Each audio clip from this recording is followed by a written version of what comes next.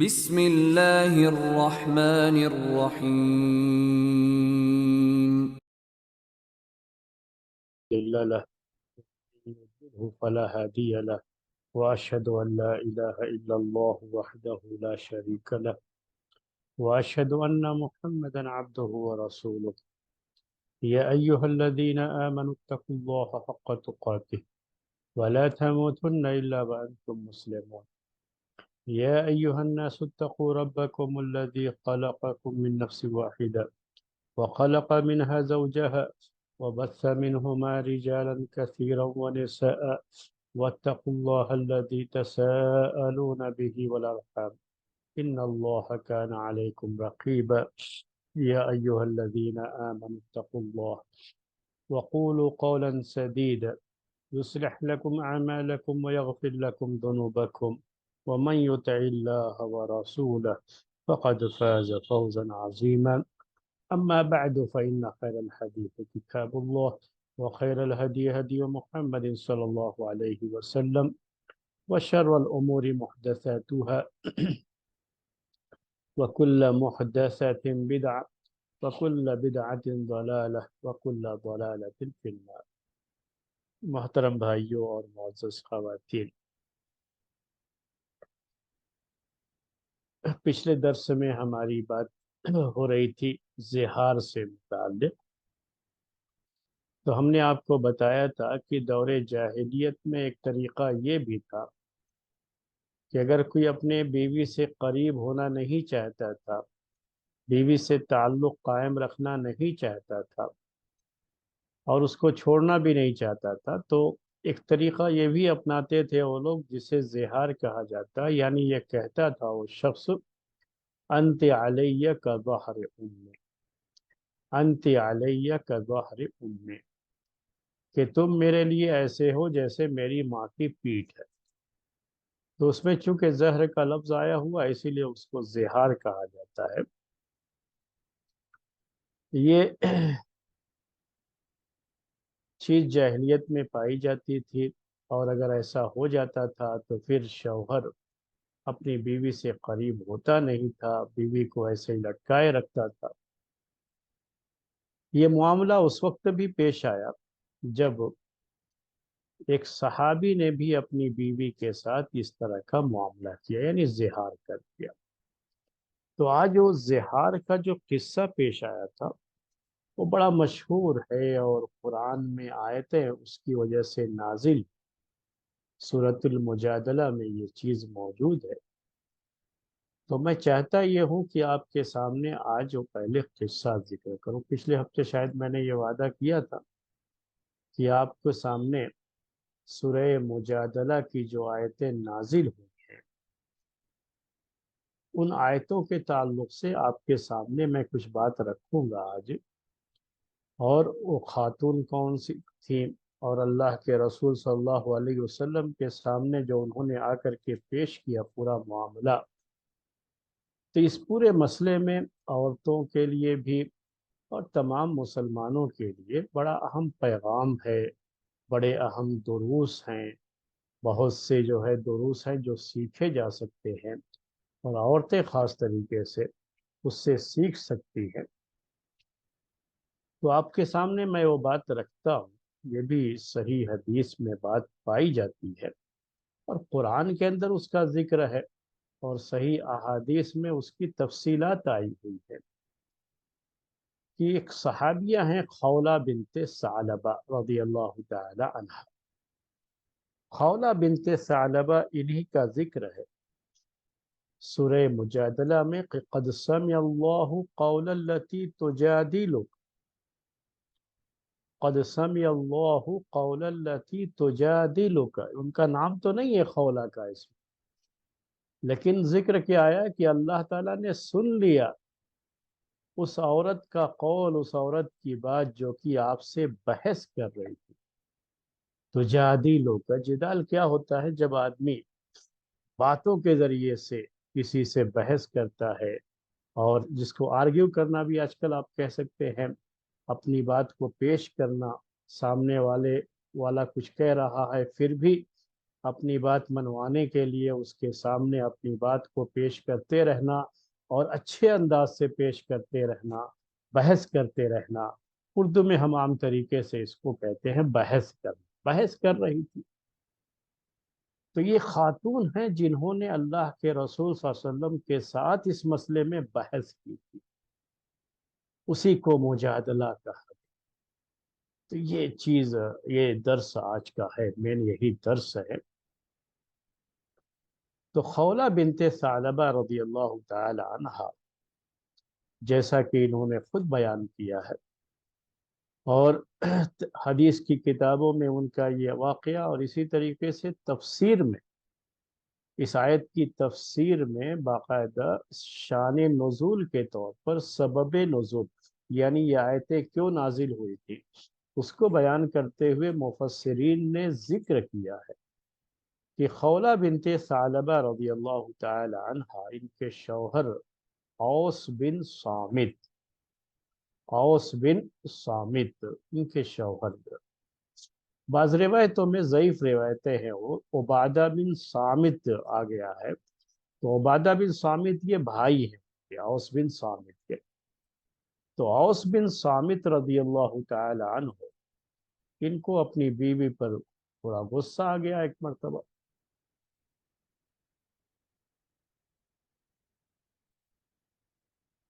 تو جب کبھی شوہر کو بیوی پہ غصہ آتا ہے تو کچھ بھی ہوتا ہے، کبھی طلاق دے دیتا ہے، کبھی کچھ کرتا ہے، کبھی کچھ، تو اس طرح کے معاملات ہوتے رہتے ہیں۔ تو انہوں نے کیا کر دیا، غصہ جب آیا بیوی پر، بیوی نے کچھ کہا تو غصہ آ گیا۔ اور یہ چیزیں میں نے آپ سے کہا ہوتی رہتی تھی، اور بہت زیادہ ہوتی تھی پہلے۔ اب تو تھوڑے مسائل جو ہے یہ ایسے ہو گئے ہیں کہ تھوڑا لوگ خیال کرتے ہیں، اور کیونکہ اب کورٹ کچہری کے مسائل ہو سکتے ہیں، کہیں جو ہے مسئلہ پولیس تک پہنچ جائے یا کورٹ تک پہنچ جائے تو بڑی پریشانیاں ہو سکتی ہیں، تو تھوڑا لوگ احتیاط کرتے ہیں۔ ورنہ پہلے یہ چیز بہت زیادہ ہو جائے کرتی، تھوڑا سا کوئی غصہ آیا کسی معاملے میں تو سارا غصہ بیوی پر اتار دیا۔ تو غصہ ان کو آ گیا، تو انہوں نے غصے میں کیا کہہ دیا اپنی بیوی سے، انت علیہ کظہر ام، تم میرے لیے ایسے ہو جیسے میری ماں کی پیٹھ ہے۔ یعنی اس کا مطلب یہ ہوتا ہے کہ تم ایسے ہی میرے لیے حرام ہو جیسے میری ماں حرام ہے۔ جیسے کوئی اپنی بیوی کے ساتھ ہم بستری نہیں کر سکتا، تو تم بھی جو ہے میرے لیے ایسے ہی حرام ہو، ان کے ساتھ ہم بستری نہ کرنے کی بات جو انہوں نے کہنے کو کہہ دیا۔ کبھی کیا ہوتا ہے نا کہ غصے کی حالت میں آدمی کچھ کہہ دیتا ہے، تو بعد میں پھر ارے وہ ایسے ہی کہہ دیا تھا، کہہ دیا تھا، کیا اتنا اس کو بہت سنجیدگی سے نہیں لیتا ہے مسئلے کو، یعنی بہت سیریس جو ہے نہیں لیتا ہے، کچھ کہہ دیتا ہے لیکن اتنا سیریس لیتا نہیں ہے مسئلے کو۔ تو اوس بن صامت رضی اللہ تعالی عنہ نے کہہ تو دیا غصے میں، یعنی بیوی کو ڈانٹنے کے لیے کہہ لیجیے، یا بیوی کی نصیحت کے لیے، بیوی کے جو ہے سدھار کے لیے، انہوں نے اس طرح کی شکل اپنا لی تھی اس موقع پر، اور کہہ دیا تھا اپنی زبان سے۔ اس میں ہوتا یہ تھا کہ پھر اس کے بعد بیوی کے پاس نہیں جاتے تھے، کیونکہ جب یہ کہہ دیا کہ تم میرے لیے حرام ہو تو ختم ہو گیا معاملہ، اب حرام ہے تو کیوں اس سے ہم بستری کریں۔ لیکن میں نے آپ سے کہا کہ اوس بن صامت رضی اللہ تعالیٰ عنہ وہ بہت زیادہ سنجیدہ نہیں تھے، اس میں لگتا ہے وہ غصہ آیا تو کہہ دیا، لیکن پھر انہوں نے کیا ہے اپنی بیوی سے، بیوی کے قریب کہے، بیوی کے ساتھ ہم بستری کرنا چاہے، بیوی سے ملنا چاہ رہے، بیوی کہہ رہی نہیں نہیں، آپ نے پہلے یہ بات کہی ہے، اور بیوی اس کے لیے تیار نہیں۔ جب بیوی اس کے لیے تیار نہیں ہے، یعنی یہی خولہ بنت ثعلبہ، انہوں نے بڑی ہمت دکھائی اس وقت، اور جاہلیت کے دور سے آئے ہوئے لوگ تھے یہ، دونوں صحابی تھے، جو ہے اوس بن ثابت بھی اور جو ہے خولہ بھی، دونوں صحابی۔ تو ان کو تھوڑا سا اس وقت کیا ہوتا ہے، سوچ میں پڑ جاتے ہیں ان کے ذہن میں تھا کہ کہہ دیا، اتنا سنجیدہ اس کو نہیں لیا ہوا، اور پھر بیوی سے ملنا چاہتے ہیں، لیکن بیوی نے اس چیز کو بڑی سنجیدگی سے لیا، خولہ رضی اللہ تعالی عنہ نے۔ اسی لیے مفسرین جب اس کو بیان کرتے ہیں اور حدیث کی کتابوں میں جب یہ حدیث پڑھی جاتی ہے تو شرح میں لوگ یہ بات لکھتے ہیں کہ خولہ بنت ثعلبہ، ان کی بڑی تعریف کرتے ہیں لوگ کہ انہوں نے بڑی جرأت دکھائی، اور اس میں سبق ہے سارے لوگوں کے لیے اور خاص طریقے سے عورتوں کے لیے کہ جب تک مسئلہ پورے طریقے سے کلیئر نہ ہو تب تک بچنا ہے، حرام کا جہاں بھی ڈر ہوتا ہے نا تو وہاں بچنا ہے۔ تو انہوں نے یہ کہا، خولہ نے، کہ ہرگز نہیں، آپ نے ایک بات کہی ہے انت علیہ کا ظہر زہار کیا ہے تو آپ میرے قریب نہیں آ سکتے، اور میں آپ کو اس وقت تک اپنے سے قریب نہیں آنے دے سکتی جب تک کہ آپ اللہ کے رسول صلی اللہ علیہ وسلم سے جا کر کے یہ مسئلہ پوچھ نہ لیں۔ یعنی آپ یہ سمجھتے ہیں کہ نہیں ایسا کچھ نہیں، میں نے ایسا کچھ جو ہے بہت سنجیدگی سے نہیں لیا، اور ابھی آپ ملنا چاہتے ہیں، آپ کا ملنا مجھ سے جائز ہے نہیں ہے، ایک مرتبہ مل لیا پھر بعد میں جا کے پوچھیں گے تو حرام ہو جائے گا، تو پہلے معلوم کرنا ہے اس کے بعد ہی مل سکتے ہیں۔ وہ بہت ہی جو ہے انہوں نے سخت قسم کا اسٹینڈ لیا، ان کا جو موقف تھا بڑا سخت تھا، اس کی تعریف کی گئی۔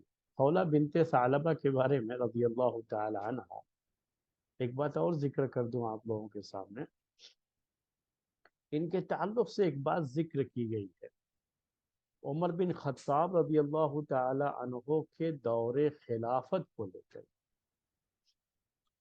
تو وہ یاد دلانا چاہ رہا ہوں کہ ان کے دور خلافت میں کیا ہو۔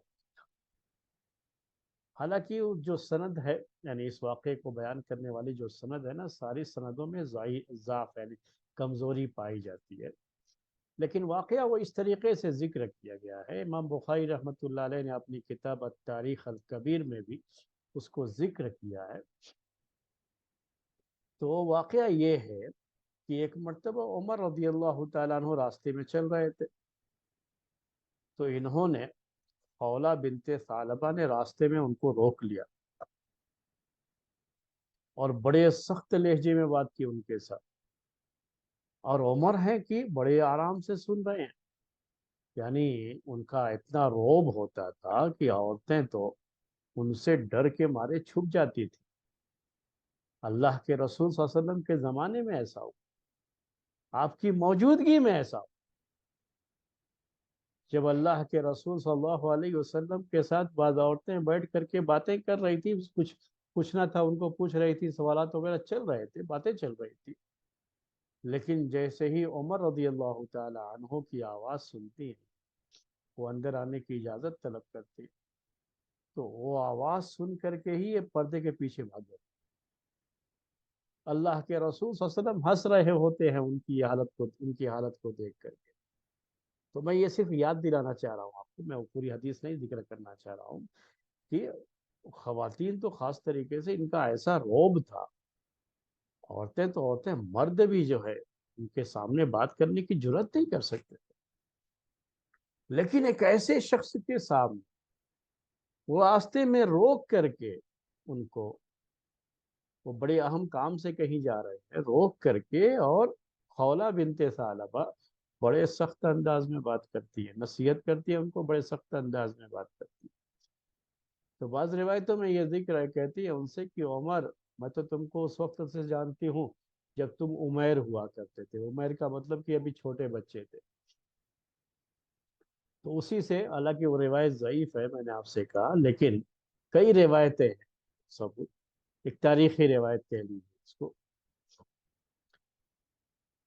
تو وہ کہتے کہ عمر، تم جب عمیر تھے، بعد میں پھر عمر بن گئے، بعد میں امیر المومنین بن گئے ہو، یعنی ابھی خلیفہ ہو، میں تو تم کو اس وقت سے جانتی ہوں جب تم بچے تھے، یعنی عمیر تھے، کہتی ہیں عمیر، لفظ اصل میں ہوا ہے۔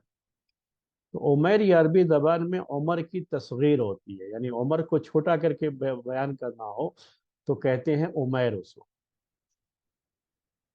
کہا کہ اس زمانے میں تم بچوں کے ساتھ خوب لڑائی کیا کرتے تھے۔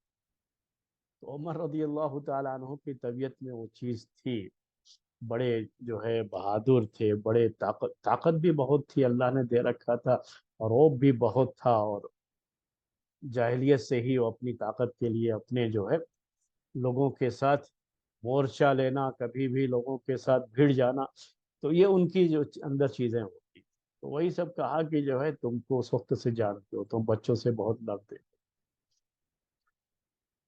اس کے بعد کہا کہ اب امیر المومنین ہو، لوگوں کا خیال رکھنا، نصیحت کرتی ہیں اور بڑی سختی کے ساتھ بات کرتی ہیں۔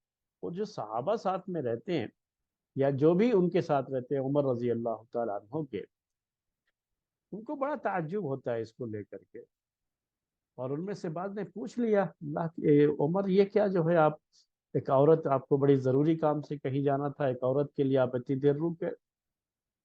بعض لوگوں نے، بعض روایتوں میں یہ کہ ان کو روکنا چاہا راستے میں، خولہ کو، کہ نہیں جو ہے دور ہٹو، کیا جو ہے بات کریں۔ تو عمر رضی اللہ تعالیٰ عنہ نے کہا کہ نہیں نہیں، ان کو چھوڑ دو، بات کرنے دو، ان کی بات ہم نہ سنیں، ان کی بات تو اللہ تعالیٰ نے آسمان کے اوپر سنی، عرش کے اوپر سے ان کی بات سنی، تو وہ بات اصل میں قرآن کی اس آیت میں ہے، قد سمع اللہ قول التی تجادل، کہ اللہ تعالیٰ نے سن لیا ہے اس عورت کی بات کو جو کہ تم سے بحث کر رہی۔ تو وہ کہتے تھے، عمر رضی اللہ تعالیٰ عنہ نے کہا اس موقع پر اپنے ساتھیوں سے کہ ان کی بات تو اللہ تعالیٰ نے سنی، ہم کون ہوتے ہیں کہ ان کی بات نہ سنی؟ تو اللہ تعالیٰ نے ان کو اتنی اہمیت دی، صرف زہار کا مسئلہ نہیں نازل کیا سر، بلکہ ذکر کیا اس کا کہ قد سمع اللہ۔ اما عائشہ رضی اللہ تعالی عنہا بیان کرتی ہیں اس کو، یہ کچھ جو ہے اس میں جو سبق کی چیزیں ہیں نا، ہم کو نصیحت حاصل کرنے کی، تو فقہ سے ذرا ہٹ کر کے میں اس کا جو ہے ذکر کر رہا ہوں، کیونکہ یہ چیزیں بھی عام طریقے سے خطبے وغیرہ میں نہیں آتی ہیں، تو ایسے موقع پر ایسے دروس میں ہی یہ چیزیں آتی ہیں۔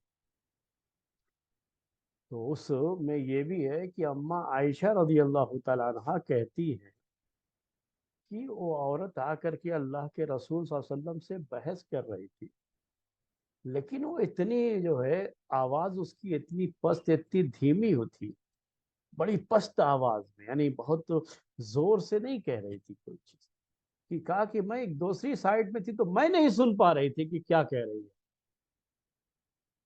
اور اس کے بعد جو ہے جب آیت نازل ہوئی قد سمع اللہ، میں تو نہیں سن پائے گی یہ کیا کہہ رہی ہے صحیح طریقے سے، اور اللہ تعالیٰ نے آسمان سے سن لیا، اور ان کی جو ہے اس بات کو سن کر کے ان کے مسئلے کا حل کیا ہے، مسئلے کا حل آسمان سے نازل ہے۔ تو یہ اس کی وجہ سے خولہ رضی اللہ تعالی عنہ کی اہمیت بہت بڑھ جاتی ہے اس مسئلے میں۔ تو بعض مفسرین نے، بعض جو ہے شارحین نے یہ بات لکھی ہے حدیث کی شرح کرنے والوں نے، کہ دیکھیے اس عورت نے، ابھی جو میں کہہ رہا تھا کہ اس عورت نے جو اس موقع پر اپنے شوہر کو اپنے سے دور رکھا، کہا کہ نہیں آپ میرے قریب نہیں آ سکتے جب تک کہ اس مسئلے میں آپ اللہ کے رسول صلی اللہ علیہ وسلم سے پوچھ نہ لیں، ان سے دریافت نہ کر لیں، تب تک آپ میرے قریب نہیں آ سکتے، میں آپ کو اپنے قریب نہیں آنے دوں۔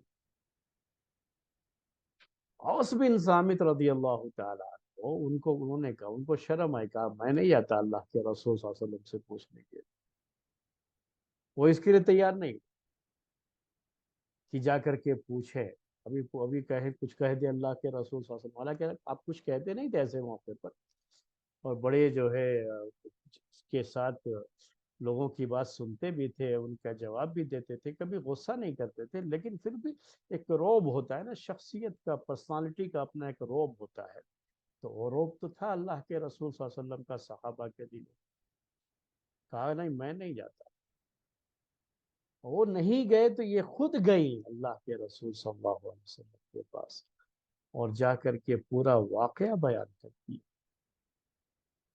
جب بیان کرتی ہیں تو اللہ کے رسول صلی اللہ علیہ وسلم کیا کہتے ہیں، صاف صاف کہتے ہیں، اب تو تم ان کے لیے حرام ہو گئی، ختم۔ آپ نے یہی کہا، انہوں نے کہہ دیا انتی علیہ کا ظہر امی، تم میرے لیے میری ماں کی پیٹھ کی طرح سے ہو، تم تو حرام ہو گئی، بس ختم معاملہ بھی۔ اب وہ عورت جب یہ سنتی ہے کہ اب میں حرام ہو گئی ان کے لیے، اب ان دونوں کا آپس میں کوئی تعلق نہیں، تو یہ چیز اس کو بہت شاق گزرتی ہے، بڑی گراں گزرتی ہے اس کے اوپر کہ یہ کیسے۔ وہ عورت نہیں چاہتی تھی کہ اپنے شوہر سے دور رہے، وہ اپنے گھر کو بسانا چاہتی۔ یہ چیزیں جو ہے سیکھنے کی ہیں اس قصے میں، اصل بالکل وہ نہیں چاہ رہی تھی، اور کس انداز سے اس کے بعد اللہ کے رسول صلی اللہ علیہ وسلم سے بحث کرتی ہے۔ آپ کہتے ہیں کہ نہیں بس ہو گیا ہو، اب تو تم ان کے لیے حرام ہو گئی۔ 3 مرتبہ کی روایت میں کیا ہے، 3 مرتبہ کا ذکر ہے۔ تو کیا کہتی ہیں اللہ کے رسول، وہ بڑے کمزور آدمی ہیں، میرے بغیر نہیں رہ سکتے، کون ان کی خدمت کرے گا، کون ان کی دیکھ بھال کرے گا؟ اپنے شوہر کے بارے میں آ کر کے بحث کرتی ہیں اللہ کے رسول صلی اللہ علیہ وسلم سے، اور چاہتی ہیں کہ ان کے ساتھ رہے، بحث کرتی ہیں۔ اور یہ بحث بھی اپنے شوہر کے بارے میں کوئی بھی بات کہہ رہی ہے تو بڑی آہستہ کہتی تھی، یہاں تک کہ اما عائشہ رضی اللہ تعالی عنہا بھی نہ سن پائی۔ یعنی اپنے شوہر کی عزت کا ان کو اتنا خیال ہے اس وقت، اللہ کے رسول صلی اللہ علیہ وسلم کے سامنے ذکر کرنا تو مجبوری ہے کہ فتویٰ طلب کرنا ہے، شریعت کا حکم معلوم کرنا، لیکن کسی اور کو نہ پتہ لگے ان کے شوہر کے تعلق سے انہوں نے جو بھی ان غصے میں جو بھی انہوں نے کیا، جو بھی معاملہ ہوا، تو اس سلسلے میں کسی اور کو پتہ نہ لگے، اس کے لیے وہ کیا کرتی ہے، بڑے ہی جو ہے دھیمی آواز میں بات کرتی ہے کہ قریب پاس۔ میں نے آپ سے کہا کہ اما عائشہ رضی اللہ تعالیٰ عنہ کہتی ہیں کہ وہ قریب میں وہ بھی نہیں سن سکتی تھی، وہ ایک طرف تھی تو وہ بھی نہیں سن سکتی تھی کہ کیا کہہ رہے۔ تو یہ ان کا خیال، اپنے شوہر کا انہوں نے اتنا خیال کیا، ایسی حالت میں بھی اتنا ان کو خیال تھا، بہت جو ہے سفارش کر رہی ہیں اللہ کے رسول صلی اللہ علیہ وسلم سے کہ وہ بہت پریشان ہو جائیں گے، اوس بن ثابت رضی اللہ تعالیٰ عنہ بہت کمزور آدمی ہیں، ان کی عمر ہو چکی ہے، وہ میرے بغیر کیسے رہیں گے؟ اور یہ کہتی ہیں ہمارا کوئی نہیں ہے۔ اس کے بعد اللہ کے رسول صلی اللہ علیہ وسلم پھر بھی کیا کہتے ہیں، نہیں اب تو تم ان کے لیے حرام ہو۔ میں اردو میں ترجمہ کر رہا ہوں، عربی کے الفاظ الگ ہیں، مطلب یہی کہ نہیں اب تو تم حرام ہو گئی۔ پھر آپ نے کہا تو پھر کہتی اللہ کے رسول میرا کوئی نہیں ہے، میں کہاں جاؤں گی؟ بحث کر رہی ہیں، چھوڑتی نہیں ہیں اللہ کے رسول صلی اللہ علیہ وسلم۔ اگر آج کے زمانے کے کوئی ہوں تو کیا کہیں گے، یہ بڑی پکاؤ عورت ہے، یہ جو ہے بالکل لساقہ، عربی میں کہتے ہیں چپکانے والا، جو اس کو لساقہ کہتے ہیں، یہ ایسا چپک جا رہی ہے آ کر کے، کتنا بھی کہو تو سن کر کے جاتی نہیں، ہم ایسا غصہ کر دیں گے فوراً۔ کبھی ہم لوگوں کا تو یہی حال ہے کہ کبھی کوئی پوچھتا ہے تو زیادہ دیر تک اگر پوچھنے لگتا ہے، بار بار سوال کرنے لگتا ہے، تو یہ سوچنے لگتے ہیں کہ کیا یہ جو ہے تم بالکل جب بھی فون کریں گے تو چپک ہی جاتی ہے۔ تو لوگ زیادہ تر اب یہ خواتین وغیرہ کا جو سوال ہوتا ہے وہ زیادہ تر فون پر ہی ہوتا ہے، تو فوراً جو ہے اس طرح کی بات ہم جیسے لوگ یہی کریں گے، یہی کہیں گے۔ اور زیادہ کچھ رہے گا تو بعض لوگ تو یہ بھی کہ علماء کا احترام نہیں، ہم نے جو کہہ دیا فوراً سن کے چلے جانا، یہ بعض لوگوں کا مزاج بن گیا ایسا۔ ہاں عالم ہے نا، جو کہہ دیا نہیں، ایسا نہیں ہے شریعت میں کچھ بھی، میرے بھائیوں اور میری بہنوں، ایسا کچھ بھی نہیں ہے۔ دیکھیں پورا صحیح حدیث ہے یہ بالکل، اور وہ بحث کرتی ہے اللہ کے رسول صلی اللہ علیہ وسلم سے۔ آپ کہتے ہیں نہیں تم حرام ہو گئی، پھر بھی بحث کرتے نہیں، اللہ کے رسول کیسے یہ؟ میں کہاں جاؤں گی، میرا کوئی نہیں، ان کا کوئی رشتہ دار نہیں تھا جن کے گھر یہ چلی جائیں گی اب یہ چھوڑ کر کے یہاں سے. تو کہتی ہیں یہ میں کیا کروں گی پھر. اس کے بعد اپنا بیان کرتی ہیں کہ اتنے سالوں سے ہم ان کے ساتھ رہے ہیں، میں نے اپنا سب کچھ ان کے حوالے کر دیا. میں عربی کے جو الفاظ ہیں یہ اردو میں ایک طرح سے اس کا لفظی ترجمہ نہیں کر رہا ہوں، آپ کو بامحاورہ ترجمہ اردو میں کہا جاتا ہے. یعنی اردو میں اگر وہ باتیں کہنی ہو تو یہ انداز ہوتا ہے. اب میں کہاں جاؤں اس عمر میں جو بحث کر رہی. پھر اللہ کے رسول صلی اللہ علیہ وسلم کہتے ہیں نہیں تم تو حرام ہو. اس کے بعد پھر کہتی ہے ابھی بحث اور یہ جھجھوڑ دینا سامنے والے، اور جو ہے بالکل ایسی آواز جو ہے جو ایموشن جو ہوتا ہے نا، اپنا پورا ایموشن جو ہے اس کے پیچھے وہ لگا دیتے، اپنا پورے جذبات ظاہر کر. کہتی ہے میرے بچے ہیں ان کے ساتھ، یہ بچے کہاں جائیں گے، ہم دونوں الگ ہو گئے. بچے اگر ان کے پاس میں چھوڑ کے چلی گئی تو بچے پورے برباد ہو جائے، یعنی وہ ان کی تربیت نہیں کر سکتے ویسے. یہ دیکھیے یہ عورت جو ہے کس طریقے سے بات کرتی ہے.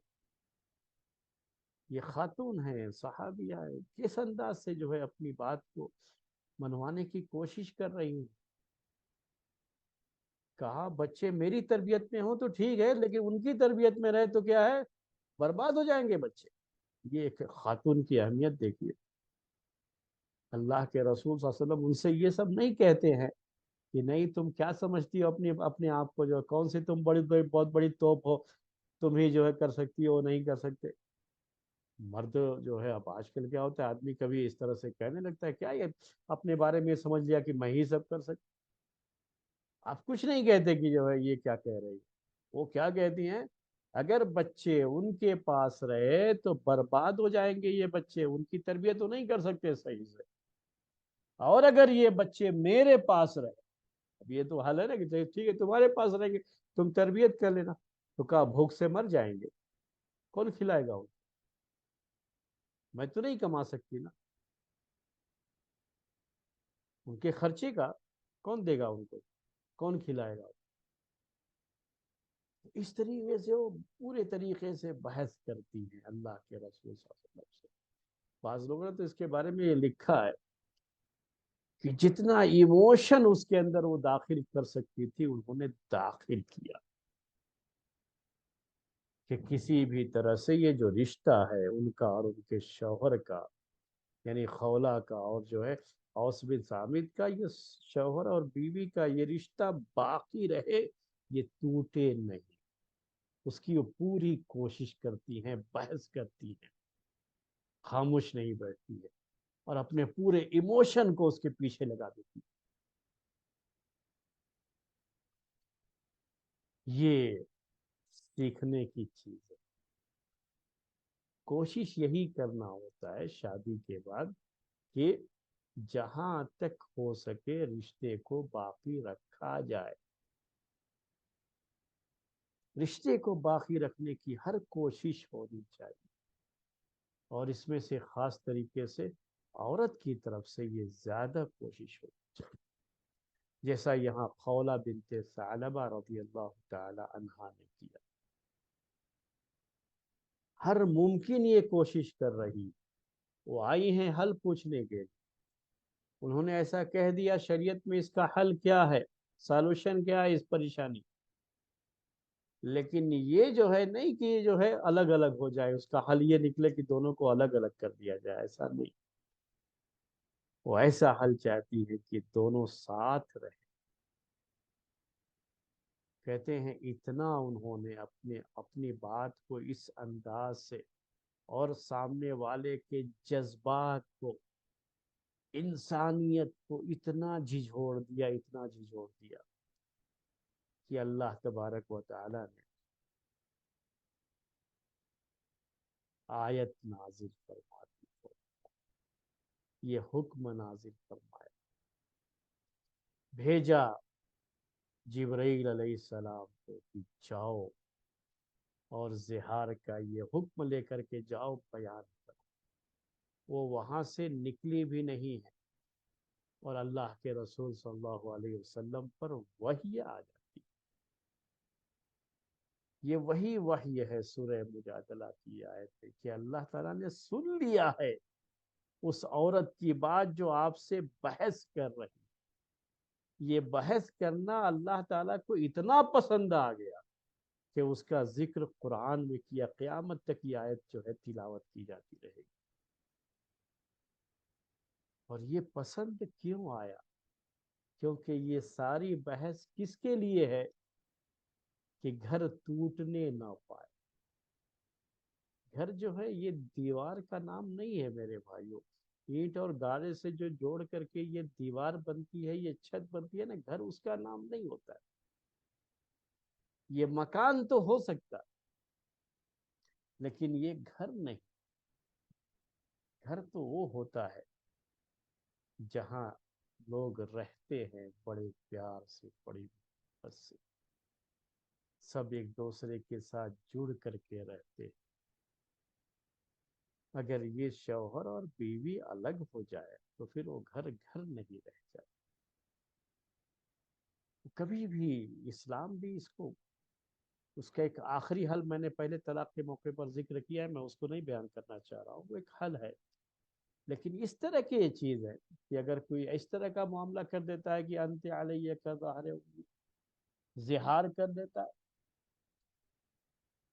اور اس کے بعد پھر بیوی حرام ہو جائے اس کے اوپر، اور بیوی سے ملنا اس کے لیے جائز نہ رہ جائے، دونوں میں جدائی کر دی جائے، اس عورت نے اپنی طور پر پوری کوشش کی کہ گھر کو باقی رکھا جائے، اور اللہ تعالیٰ کو اس کی یہ ادا اتنی پسند آئی کہ قرآن میں اس کا ذکر کیا۔ جب بھی آپ یہ آیت پڑھیں گے، آپ پڑھیں گی، تو خولہ بنت ثعلبہ رضی اللہ تعالی عنہا کو ضرور یاد کریں، پھر ان کی وہ بحث بھی یاد کریں گی کہ کس طرح سے اللہ کے رسول صلی اللہ علیہ وسلم سے بحث کر رہی ہے۔ آج تو عالم لوگ جن کے پاس کچھ نہیں رہتا ہے نا، وہ لوگ کیا ہے، تھوڑا سا بھی آپ ایک جو ہے کاؤنٹر کر دیں اگر ان کا، کہ تھوڑا کراس کوشچن کر دیں آپ، تو فوراً علماء کی عزت نہیں کرتے، احترام نہیں کرتے، کچھ نہیں۔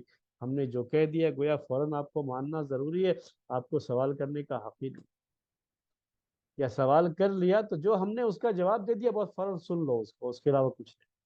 جب لگا کہ نہیں یہ جواب صحیح نہیں ہے، بحث کرنا چاہے آدمی، تو بالکل لوگ سننے کے لیے تیار نہیں ہوتے ہیں آج کے زمانے۔ لیکن اس زمانے کو دیکھیے ذرا، کتنا عورت کی اس بحث کو اللہ تعالیٰ نے اتنی اہمیت، وہ بھی رسول کے ساتھ آ کر کے بحث کرتی۔ آیت جب نازل ہوئی تو آیت کے نازل ہونے کے بعد کیا ہوتا ہے؟ اس آیت میں اللہ تبارک و تعالیٰ نے زہار کا حکم نازل فرمایا۔ زہار کا حکم کیا ہے؟ کہ یہاں پر بھی اللہ تعالیٰ نے ایک غلطی مانا اس کو، کہ شوہر کی ایک غلطی ہے۔ اگر شوہر اپنی بیوی سے یہ کہتا ہے کہ انت علیہ کدہر امی، تو یہ شوہر کی ایک غلطی ہے۔ تو اب اگر وہ بیوی سے ملنا چاہتا ہے اس کے بعد، تو اپنی اس غلطی کا اسے کفارہ دینا پڑے گا۔ کفارہ، کفارہ کس کا ہوتا ہے؟ غلطی کا ہی، گناہ کا ہی ہوتا ہے۔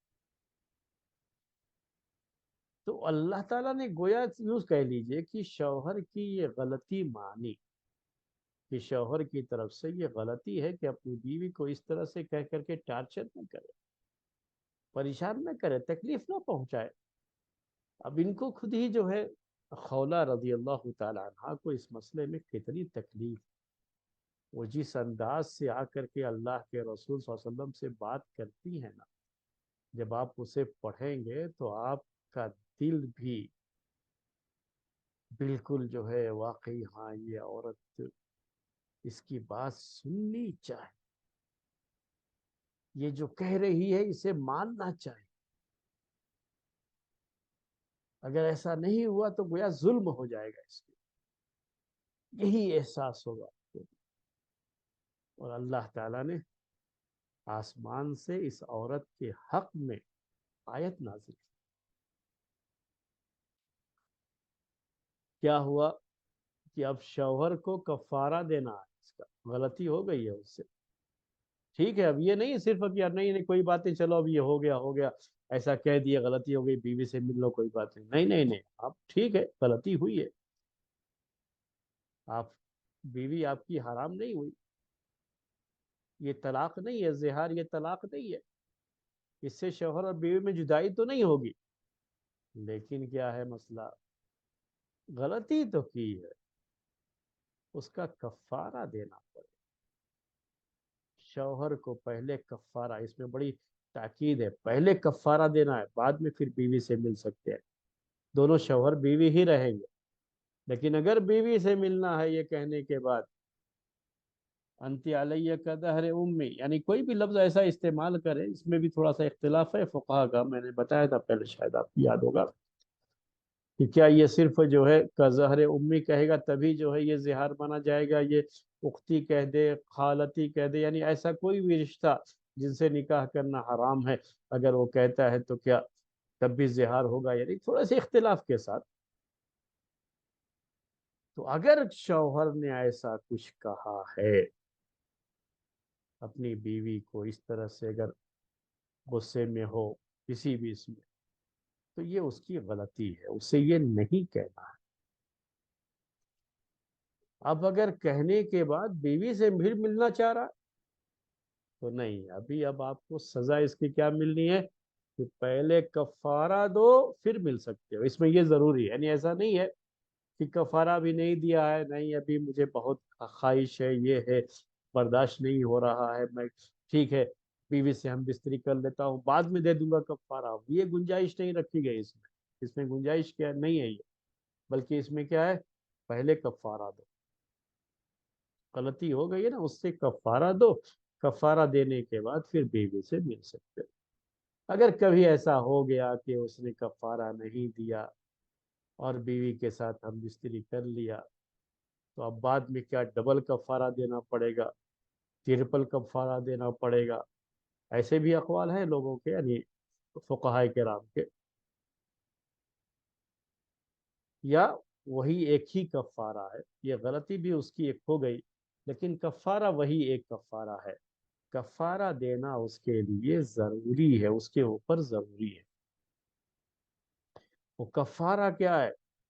گردن آزاد کرنا، جو ہر جو ہے اس طرح کی کوئی بھی چیز ہے اسلام میں پہلے رکھا گیا ہے کفارے میں کہ گردن آزاد کرنا، کیونکہ اسلام یہی چاہ رہا تھا کہ یہ جو جاہلیت سے ایک چیز چلی آ رہی تھی غلام لونڈی بنا کر کے رکھنا، تو یہ سلسلہ لوگوں کو آزاد کر کے کم کیا جائے، ختم کیا جائے.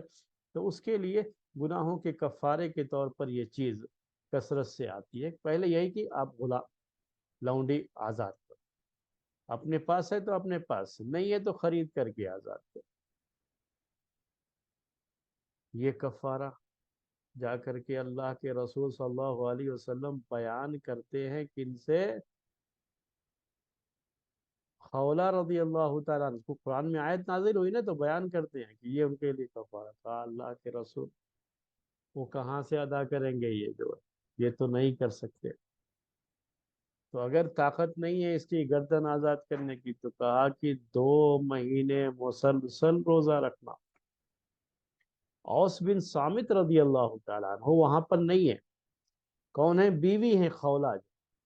یہ سب کچھ سیکھنے کی باتیں ہیں اس حدیث کے اندر، اس قصے کے اندر، وہ میں آپ کو بیان کر رہا ہوں. یہ دیکھیے بیوی ہیں اور ان کو اپنے شوہر سے کتنی محبت ہے، اور شوہر کا کتنا خیال ہے، شوہر کی عزت کا کتنا خیال ہے، وہ چیزیں جو ہے سیکھنے کی ہیں. کیا کہتی ہیں یہ جب کہا کہ 2 مہینے مسلسل روزہ رکھنا آپ، یعنی کانٹینیو 2 مہینے. کہا اللہ کے رسول وہ کمزور آدمی ہے، نہیں رکھ سکتے. یہ وکالت کر رہے ہیں کس کی طرف سے؟ اپنے شوہر، جس شوہر کی شکایت لے کر کے حاضر. جس شوہر نے ان کو یہ کہہ دیا تھا کہ انت علیہ کا ظاہر ہو، کہ تم میرے لیے میری ماں کے پیٹھ کی طرح سے ہو، اسی شوہر کے تعلق سے یہ کیا کہتی ہیں؟ اللہ کے رسول وہ نہیں رکھ سکتے۔ اللہ کے رسول صلی اللہ علیہ وسلم یہ نہیں کہہ رہے ہیں ارے تم کیوں بول رہی ہو، ان کو رکھنا ہے نا، تمہارا کیا ہے؟ ویسا بھی نہیں، اور یہ کہہ رہی ہیں اپنے شوہر کی طرف سے، شوہر نہیں ہے یہاں پہ، کہ اللہ کے رسول نہیں، وہ نہیں رکھ سکتے، وہ ہمدردی بھی اپنے شوہر کی۔ اسی سے مجھے جب یہ حدیث پڑھاتا ہوں طلبہ کو تو یہ بہت بیان کرتا ہوں کہ دیکھو اس خاتون کو اپنے شوہر سے کتنی محبت، اور اس نے کتنا اپنے شوہر کا کتنا خیال کیا اس پورے قصے کے اندر، اور اس جب چیزوں کی وجہ سے اللہ تعالیٰ نے اس کو کتنی اہمیت دی کہ قرآن میں اس کا ذکر فرمایا، اس کے بارے میں آیتیں نازل کہا کہ نہیں اللہ کے رسول وہ 2 مہینے مسلسل روزہ نہیں رکھ سکتے۔ اب تیسری چیز کیا تھی؟ 60 مسکین کو کھانا کھلانا۔ آپ نے کہا ٹھیک ہے پھر 60 مسکین کو کھانا کھلانا۔ اب 60 مسکین کو کھانا کھلانا، ان کے گھر کے حالات بھی بہت اچھے نہیں۔ بہت سی ایسی حدیثیں ہیں جو مختلف موقعوں کی ہیں، اور لوگ آتے ہیں اور کفارے کے لیے بات ہوتی رہتی ہے اس میں کہ کفارے میں جو ہے 60 مسکین کو کھانا کھلانا، اور ہر حدیث میں آپ یہ پڑھیں گے سنیں گے کہ سامنے سے یہ بات آتی ہے کہ نہیں وہ بہت غریب ہیں مسکین ہیں وہ نہیں کر سکتے۔ یہاں پر بھی یہ معاملہ تھا، صاف صاف انہوں نے کہا کہ نہیں وہ تو غریب مسکین ہیں، 60 مسکین کو کہاں سے وہ کھانا کھلائے؟ تو اللہ کے رسول صلی اللہ علیہ وسلم نے خود مدد کی اس کھجور کے ذریعے سے، اور کہا یہ لے جا کر کے اپنے شوہر کو دے اور وہ 60 مسکین کو کھلائے۔ وہ کھجور کتنا، جو ان کو کھجور دیا گیا کتنا تھا اس کے بارے میں اختلاف ہے، اسی لیے یہ 60 مسکین کو کھانا کھلانے کی جو کفارے کی بات ہے، کفارے میں 60 مسکین کو کھانا کھلائے گی، اس کے بارے میں تھوڑا اختلاف ہے فقہاء کرام کے درمیان، وہ اختلاف بھی پیش کر دوں۔ امام شافعی رحمۃ اللہ علیہ اس سلسلے میں ایک بات ان کے یہاں جو ہے وہ جو اس بات کے قائل ہیں امام شافعی رحمۃ اللہ علیہ، تو امام شافعی رحمۃ اللہ علیہ کے لیے ہر مسکین کے لیے 1 مد کافی ہے، یعنی ہر مسکین کو اگر 1 مد کھجور کھلاتا ہے تو کافی ہے۔ یہ 1 مد، مد جو ہوتا ہے یہ سا، جو عربی میں سا پیمانہ تھا اس کا یہ پاؤ ہوتا ہے، کوارٹر، اس کو مد کہا جاتا ہے۔ تو انہوں نے کہا ہے کہ یہی کافی ہے ایک مسکین کے لیے، تو ان کے لحاظ سے تو 1 سا کے اندر 4 مد ہوتا ہے، تو 15 سا اگر کھجور ہو اور یہ 60 مسکین کو دے دے تو یہ اس کے لیے ایک مد جو ہے 60 مسکین کو دے دے تو یہ اس کا کفارہ ہو جائے گا۔ جبکہ امام ابو حنیفہ رحمۃ اللہ علیہ کے یہاں گیہوں کے علاوہ کوئی اور چیز اگر اسے دینا ہے اس کفارے میں تو پھر اسے 1 سا دینا ہوگا، چاہے کھجور ہو یا اور کوئی چیز، جو صدقہ فطر میں اس کا بیان آتا رہتا ہے، میں بھی درس دے چکا ہوں، صدقہ فطر کا بیان آ چکا ہے آپ لوگوں کے سامنے۔ تو اس جو بھی چیزیں ہیں یہ کھانے کی، وہ اگر دے رہا ہے تو 1 سا صرف ان کے یہاں گیہوں کے اندر، ویٹ جسے آپ کہتے ہیں، اس میں یہ ہے کہ گیہوں آدھا سا بھی ایک مسکین کے لیے کافی ہے، کیونکہ گیہوں مہنگا تھا، کھجور اس زمانے کا یہ ریٹ ہے، وہ کھجور جو ہے اس کے مقابلے میں سستا۔ ایک اور قول اس سلسلے میں یہ ہے کہ ہر مسکین کے لیے 2 مد، تو یہ تھوڑا اختلاف ہے، لیکن اس اختلاف کو اگر ہم چھوڑ دیں تو صحیح بات یہ ہے مسئلے کے اندر کہ چونکہ قرآن کے اندر ہے، حدیث میں ہے 60 مسکین کو کھانا کھلانا، صرف بات کیا ہے 60 مسکین کو کھانا کھلانا، تو ہم کہیں گے کہ بس یہی ہے 60 مسکین کو کھانا کھلائے، یہی اس کے لیے کافی ہے کہ 60 مسکین کو کھانا کھلائے۔ اب یہ کھجور دینا، ایک مود، دو مود، ایک سا، یہ سب کی کوئی ضرورت ہی نہیں۔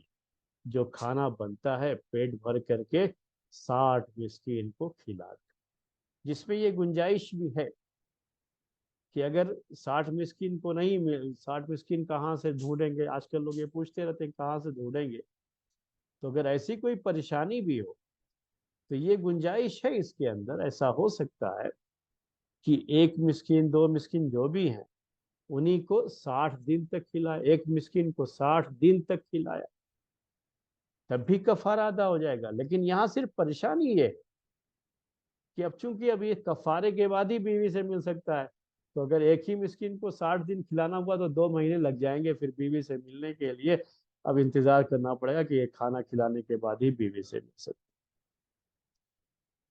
تو اس لیے آدمی یہ چاہے گا کہ جتنی جلدی ہو جائے یہ کفارہ ادا کرے، تو اس میں بھی یہ گنجائش ہے کہ ایک ہی دن 60 مسکین کا کھانا بنا کر کے سب کو کھلا دیا جائے، پیٹ بھر کے کھلا دیا، بس ہو گیا۔ اس میں یہ کچھ نہیں 1 مد 2 مد 1 سا، یہ سب کی کوئی ضرورت ہی نہیں۔ قرآن میں بھی اس کا ذکر نہیں، حدیث میں بھی اس کا ذکر نہیں، صرف یہ ذکر ہے کہ ایک مسکین کو کھانا کھلانا ہے، 60 مسکین کو کھانا کھلانا ہے، یہ ذکر ہے 60 مسکین کو کھانا کھلانا ہے۔ تو 60 مسکین کیسے کیا کرنا ہے، یہ ایک ہی مرتبہ سب کو کھلا دی ایک ہی دن تو بھی صحیح ہے۔ آج 10 مسکین کو کھلایا، کل 10 مسکین کو کھلایا، پرسوں 10، تو اس طرح سے 6 دن لگ جائیں گے۔ تو ایسے بھی کر سکتے ہیں اور ایک ہی دن کر سکتے ہیں، وہ سب جو ہے جائز ہے، کوئی حرج کی بات نہیں۔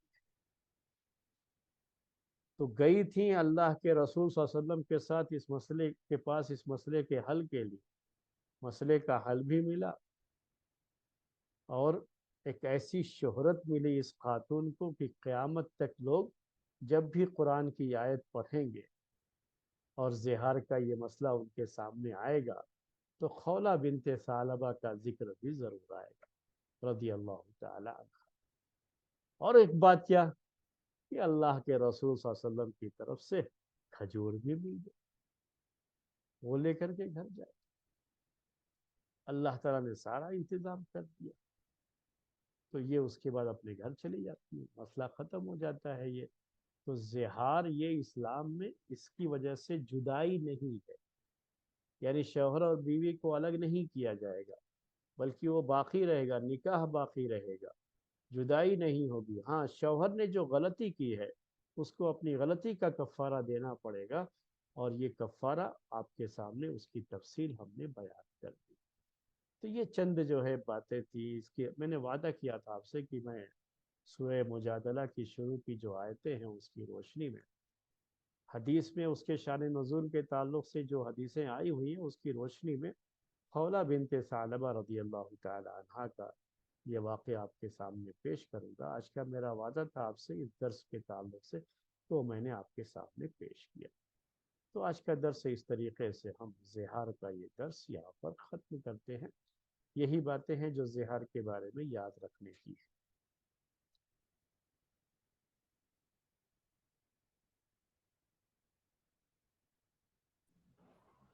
شیخ ایک بہن کا سوال تھا،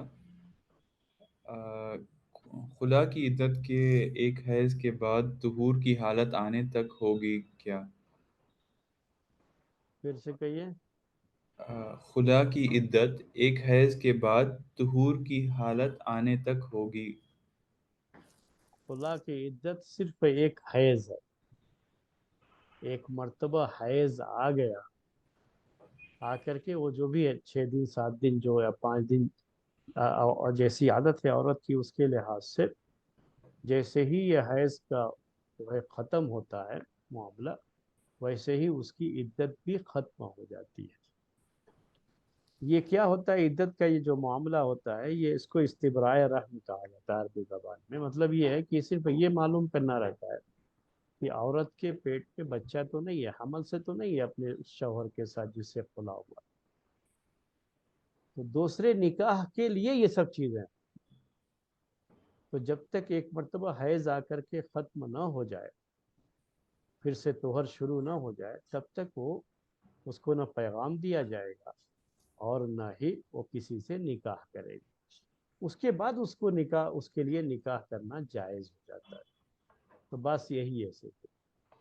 ان کا اور ایک سوال ہے کہ جب ایسی خلا ہوتی ہے تو عدت میں کیا وہ اپنے بچی کو اسکول چھوڑنے جا سکتی ہے یا بہن بھائی کی سب شادی کچھ میں جا کر سکتی ہے، بتایا نا میں آپ کو. یہ جو ہے اس عدت میں وہ جو وفات کے بعد کی عدت کی پابندیاں ہوتی ہیں، وہ ساری پابندیاں اس میں نہیں رہتی.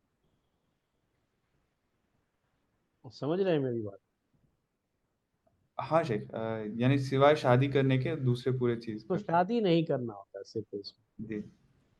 یہ اس عدت کا اصل مقصد یہ ہوتا ہے. اس میں وہ سوگ والا مسئلہ نہیں رہتا ہے نا. وہ جب شوہر کی وفات ہوتی ہے تو عورت کو وہ سوگ کی مدت بھی اس کی رہتی ہے. شادی بھی نہیں کر سکتی اور تھوڑا سوگ میں اسے رہنا ہوتا ہے. لیکن اس پہ سوگ کا مسئلہ وہ تو خود ہی چاہ رہی تھی نا، وہ تو خلا لیا ہے نا اس نے. تو خود ہی چاہ رہی ہے کہ میں اپنے شوہر سے الگ ہو جاؤں. تو اس کو صرف ایک حیض کی آنے تک انتظار کرنا ہے دوسرے نکاح سے پہلے. لیکن لڑکی کو اسکول چھوڑنے جانا ہے، کوئی اور نہیں ہے، اسی کو جانا ہے، کرنا ہے، اور بھی دوسرے کام، سامان لانا ہے بازار سے، گھر کے خرچے ہیں وغیرہ وغیرہ، وہ سب کر سکتی ہے. نوکری ہے تو نوکری پہ جا سکتی ہے، سب کچھ کر سکتی ہے. جزاک اللہ خیر.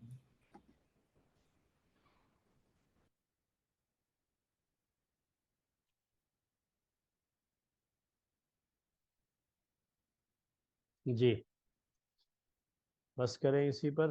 انشاءاللہ پھر آئندہ ہفتے ملیں گے. والسلام علیکم ورحمۃ اللہ وبرکاتہ. سبحانک اللہم و بحمدک، اشہد ان لا الہ الا انت، استغفرک.